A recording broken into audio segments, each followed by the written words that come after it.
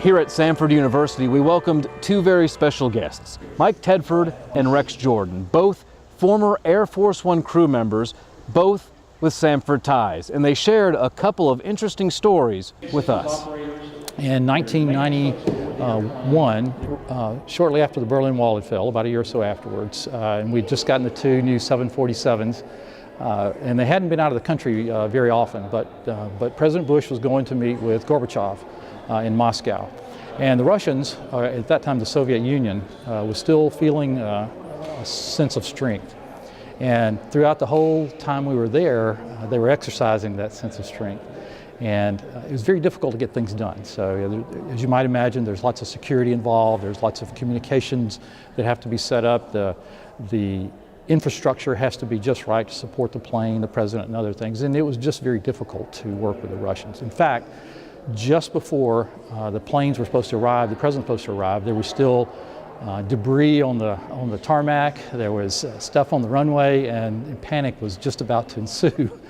So, but there's two airplanes that are just alike, and the first 747 came in, and if you've seen it, you know what it looks like. It's the blue and white with the big bold United States of America. It's very majestic. The first one pulls up, and it's a little ways away from the crowd, but you could start to hear the crowd begin to get quiet, and the Soviet folks who'd been supporting us started to stare.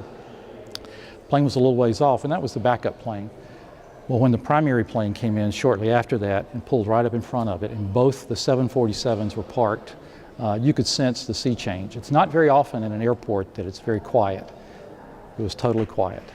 And I don't know that that was the moment that the Soviet Union fell, but it was certainly a moment that was a prideful moment for me, just to be able to say as a United States citizen that this is the United States of America. And it really brought something home that's very important to me. So. When the president did a clandestine trip to Iraq over Thanksgiving during the war, I was one of 5 people involved in that, and putting that plan together was quite a monumental task. And the fact that we were able to sneak the President of the United States out of Texas into D.C., out of D.C., into a war zone, let him visit the troops and get out before anybody knew about it, will probably go down as one of the biggest operational security successes in time. And one interesting fact they mentioned about Air Force One, the original paint scheme and the one you see today was designed by former First Lady Jackie Kennedy. I'm Brad Radisi, Samford University.